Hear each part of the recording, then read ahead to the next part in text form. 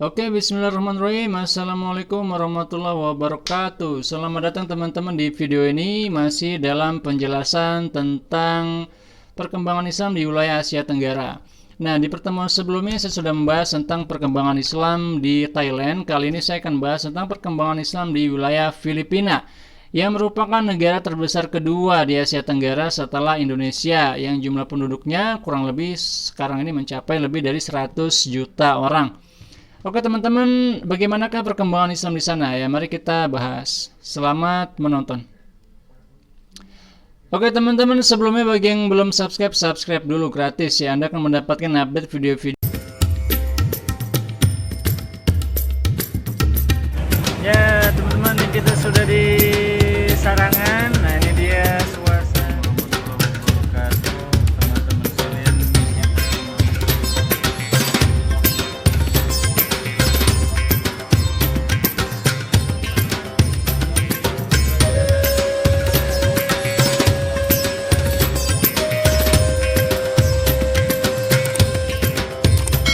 Video tentang sejarah kebudayaan Islam dan juga bahasa Arab hampir setiap hari.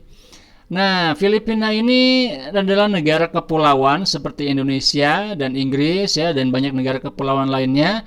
Dan antara lain salah satu wilayahnya namanya adalah Pulau Mindanao. Nah, Mindanao ini luasnya 96.630 km, lebih kecil 10.000 km dari Luzon. Pulau ini bergunung-gunung, salah satunya adalah Gunung Apo yang tertinggi di Filipina. Pulau Mindanao berbatasan dengan Laut Sulu di sebelah barat, Laut Filipina di timur, dan Laut Sulawesi di sebelah selatan.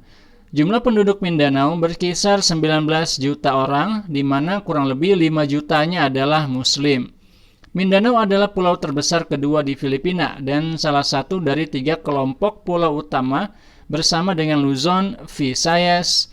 Mindanao terletak di bagian selatan Filipina, adalah kawasan hunian bersejarah bagi kaum mayoritas bagi orang Muslim yang ada di sana, atau yang mereka itu biasa disebut dengan suku Moro, yang sebagian besar adalah etnis Marano dan Tasauk.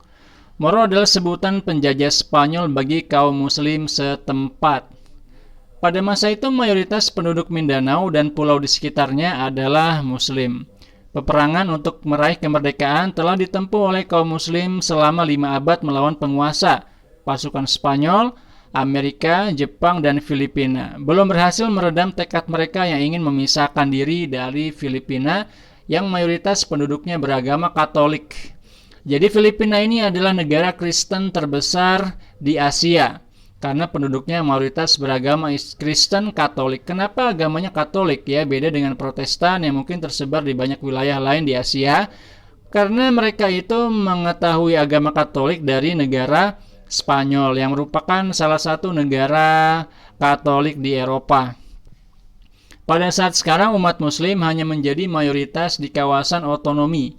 Jadi wilayah selatan, karena mereka selalu ingin merdeka, maka mereka pun dikasih wilayah otonomi atau ARMM, Autonomous Region in Muslim Mindanao, di bawah kepemimpinan Miswari, mencakup Maguindanao, Lanao del Sur, Sulu, dan Tawi-Tawi. ARMM dibentuk oleh pemerintah pada tahun 1989 sebagai daerah otonomi di Filipina Selatan sebagai hasil dari kesepakatan damai antara MNLF. MNLF artinya Moro National Liberation Front atau Barisan Kemerdekaan Orang Moro ya, dan pemerintah pusat Filipina. Jadi ada kesepakatan, maka dibuatlah ARMM atau Autonomous Region of Muslim Mindanao.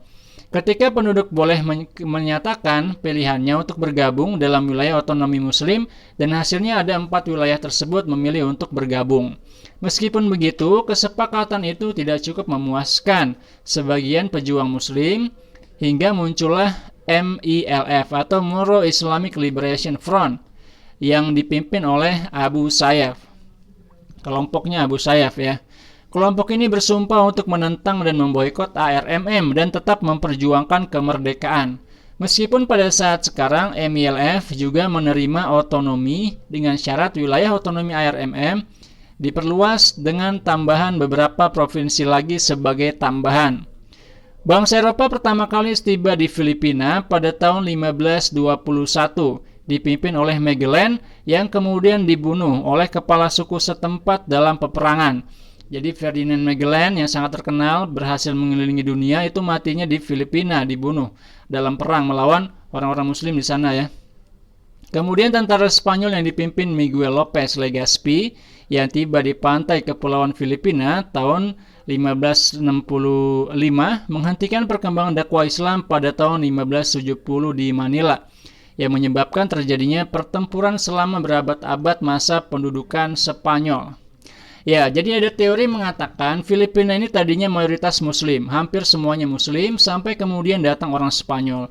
Nah, sebenarnya tadinya muslimnya itu sampai ke wilayah utara, dan termasuk Manila ya. Manila yang merupakan ibu kota Filipina saat ini, itu tadinya adalah ibu kota muslim, ibu kota negeri muslim, yang berasal dari kata bahasa Arab, yaitu fi amanillah, atau dalam lindungan Allah Subhanahu wa Ta'ala. Tetapi kemudian berubah menjadi negeri Katolik ya, menjadi kota Katolik. Kenapa? Karena setelah datang orang-orang Spanyol, orang-orang Muslim berhasil dipukul mundur.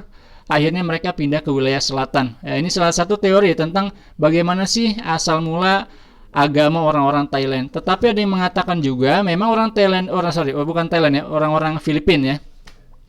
Ada yang mengatakan juga bahwa orang Filipina ini mereka memang tadinya agamanya bukan Muslim, bukan Kristen. Agamanya adalah agama animisme, menyembah roh-roh atau nenek moyang. Yang kemudian ketika datang orang-orang Katolik, mereka pun jadi tertarik dan masuk agama Katolik. Itu ada dua teori tentang asal mula agama asli orang-orang Filipina sebelum menjadi Katolik ya. Oke. Sehingga dapat dikatakan bahwa penjajahan Spanyol bermula pada tahun 1565 di salah satu pulau Filipina, dan mereka segera mengetahui bahwa sebagian penduduk setempat beragama Islam. Di samping suku Maguindanao, suku lain yang bertempat tinggal di Pulau Mindanao adalah suku Maranao, yang merupakan kelompok muslim terbesar kedua di Filipina. Dari sekian banyak kelompok muslim Filipina, Maranao adalah yang terakhir memeluk Islam. Sufisme mempengaruhi corak Islam di Maranao, terutama dalam hal kosakata dan musik ritual. Nama bangsa Moro merujuk pada 4 suku yang mendiami Filipina Selatan, yaitu Tausug, Maranao, Maguindanao, dan Banguingui. Islamisasi awal di Sulu dapat diklasifikasi dalam beberapa tahap. Tahap pertama terjadi pada seperempat abad terakhir, abad ke-13, seperempat terakhir abad ke-13 atau lebih awal ketika para pedagang asing mendiami kawasan ini. Beberapa pedagang ini menikahi keluarga setempat yang berpengaruh. Pada tahap ini, elemen-elemen Islam awal diintegrasikan ke dalam masyarakat setempat dan secara bertahap menjadi pembentukan keluarga Muslim. Tahap kedua yang diperkirakan terjadi pada paruh kedua abad ke-14 adalah kelanjutan dari pendirian kumpulan keluarga Muslim yang secara bertahap melakukan dakwah terhadap masyarakat setempat. Peristiwa ini bersamaan dengan proses dakwah Islam di Jawa. Pada tahap ini, para pendakwah dikenal dengan sebutan Al-Makhdumin. Tahap ketiga adalah kedatangan Muslim Melayu dari Sumatera pada permulaan abad ke-15. Hal ini ditandai dengan kedatangan Raja Baguinda dengan beberapa penasehatnya yang ahli agama, yang membuat umat Islam saat itu memiliki penguasa Muslim yang menjamin berjalannya proses dakwah. Tahap selanjutnya adalah pendirian kesultanan oleh Syariful Hashim menjelang tengah abad ke-15. Pada saat itu Islam telah menyebar dari daerah pantai ke daerah pegunungan di pedalaman Pulau Sulu. Penerimaan kepala-kepala suku setempat di daerah pantai menandakan bahwa kesadaran tentang Islam telah menyebar luas. Menjelang permulaan abad ke-16, hubungan politik dan perdagangan semakin meningkat dengan bagian kepulauan Nusantara yang lain yang telah berhasil diislamisasi, menjadikan Sulu sebagai bagian dari Darul Islam yang berpusat di Malaysia. Sekitar abad ke-16 dan beberapa periode awal abad ke-17, persekutuan politik dengan kerajaan-kerajaan Islam yang bertetangga untuk menghadapi bahaya penjajahan dan kristenisasi Barat dan para pendakwah yang terus berdatangan menjamin keberlangsungan Islam di Sulu hingga sekarang. Hubungan antara Muslim Filipina dan dunia Islam secara umum dilakukan melalui umat Islam Asia Tenggara yang lain. Hal ini disebabkan kedekatan kultural dan terutama religiusitas bangsa Moro dan bangsa Melayu yang lain. Hal ini dibuktikan dengan fakta bahwa sebelum menggunakan bahasa Arab, sebelum penggunaan bahasa Arab menjadi populer, buku-buku agama di Mindanao dan Sulu kebanyakan berbahasa Melayu yang ditulis dalam aksara Jawi atau dengan huruf Arab. Dan hanya sedikit orang yang mampu membaca huruf Arab. Setelah Filipina merdeka pada tahun 1946, di mana Pulau Mindanao dan Sulu dijadikan bagian dari Republik Filipina, hubungan antara Muslim Filipina dan negara Timur Tengah semakin kuat.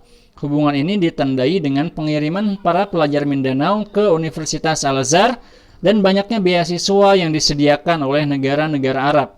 Dengan kondisi ini, hubungan Muslim Filipina yang pada mulanya berorientasi Asia Tenggara menjadi semakin terbuka terhadap akses langsung Islam di Timur Tengah. Ya, itulah Filipina ya, negara yang sekarang muslimnya memang tidak terlalu besar tetapi cukup kuat di wilayah selatan dan cukup militan ya. Mereka tetap ingin merdeka dan memiliki pemerintahan sendiri. Oke, jadi begitu keadaan teman-teman kita di Filipina. Dan kalau di Al-Azhar sendiri ya, kalau saya lihat di sana, memang di sana Filipina pendidikan Islami tidak semaju di Thailand. Kenapa? Karena saya lihat mereka itu ijazahnya belum disetarakan ya. Jadi kalau orang Filipina mau kuliah di Al-Azhar, itu mereka harus ngulang lagi SMA dulu di Al-Azhar. Beda dengan kita ya, kita lulus pesantren di Indonesia bisa langsung masuk kuliah S1 di sana. Tetapi kalau yang dari Thailand gitu juga bisa. Tapi kalau dari Filipina mereka harus sekolah lagi SMA lagi di Al-Azhar. Dan memang akhirnya mereka jadi lebih kuat bahasanya. Kenapa? Karena harus SMA di sana ya. Tetapi secara akreditasi mereka kelihatannya belum melakukan penyetaraan sehingga mereka harus sekolah lagi SMA di sana baru bisa lanjut ke kuliah. Dan kalau dari segi jumlah mereka cukup banyak walaupun tidak sebanyak orang-orang dari Malaysia, Indonesia, dan Thailand di Universitas Al-Azhar ya. Oke teman-teman, itu dulu untuk penjelasan saya tentang Islam dan perkembangannya di Filipina. Sampai ketemu di video selanjutnya. Jangan lupa klik tombol like dan subscribe bagi yang belum. Wassalamualaikum warahmatullahi wabarakatuh.